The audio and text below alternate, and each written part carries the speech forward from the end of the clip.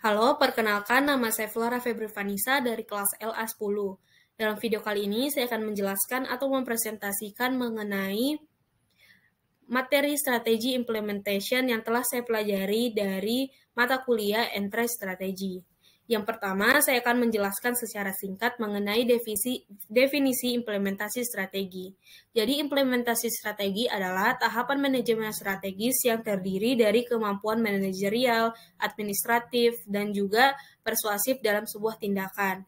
Di dalamnya juga terdapat sebuah proses di mana rencana strategis dan kebijakan dituangkan ke dalam sebuah tindakan seperti pengembangan program, anggaran, dan juga prosedur. Selanjutnya, di bagian ini ada bagian-bagian yang penting untuk menjalankan atau mengimplementasikan strategi. Yang pertama yaitu manajemen. Dalam manajemen ini akan terbentuk berbagai strategi dan kebijakan dalam sebuah tindakan melalui pengembangan program, rencana anggaran, dan juga prosedur.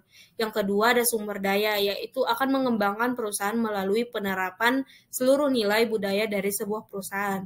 Yang ketiga ada operasional. Perusahaan akan membuat sebuah keputusan produksi yang akan dapat berdampak pada keberhasilan maupun kegagalan tindakan dari implementasi strategi. Kemampuan keterbatasan dan kebijakan produksi atau operasi dapat secara signifikan mempengaruhi kemampuan perusahaan dalam mencapai tujuan yang akan dicapai. Yang keempat yaitu pemasaran. Dalam proses pemasaran akan mengubah strategi pemasaran dan rencana menjadi sebuah tindakan pemasaran yang mencapai sebuah sasaran yaitu pemasaran strategik.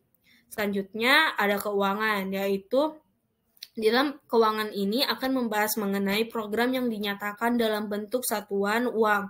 Setiap program akan dinyatakan secara rinci dalam biaya yang dapat digunakan oleh manajemen untuk merencanakan dan mengendalikan keputusan. Yang kedua yaitu riset. Dengan riset akan menyusun sistem yang bertujuan untuk menggantikan sistem yang lama secara keseluruhan atau untuk memperbaiki sistem yang sudah ada tetapi butuh diperbaiki ataupun diganti. Yang terakhir yaitu sistem informasi manajemen yang di dalamnya akan menjelaskan mengenai sistem perencanaan bagian dari pengendalian internal dalam bisnis yang terdiri dari pemanfaatan dokumen, manusia atau karyawan, teknologi serta prosedur dalam akuntansi manajemen. Selanjutnya, ini ada beberapa isu manajemen inti dari implementasi strategi. Yang pertama, establish struktur, kedua, allocate research, yang ketiga, motivate and reward, yang keempat, attract customer, yang kelima yaitu manage finance. Selanjutnya, saya akan menjelaskan secara singkat mengenai manfaat dan peran implementasi bisnis bagi perusahaan atau sebuah bisnis. Yang pertama yaitu dengan implementasi bisnis akan menghasilkan keputusan terbaik untuk perusahaan maupun sebuah bisnis.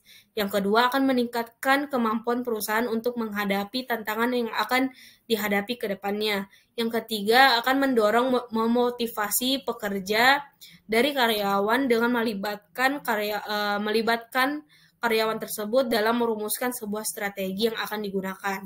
Yang terakhir yaitu mendapatkan pendapatan yang maksimal dari efektivitas dan efisiensi proses bisnis. Sekian dari saya, lebih dan kurangnya mohon dimaafkan. Terima kasih.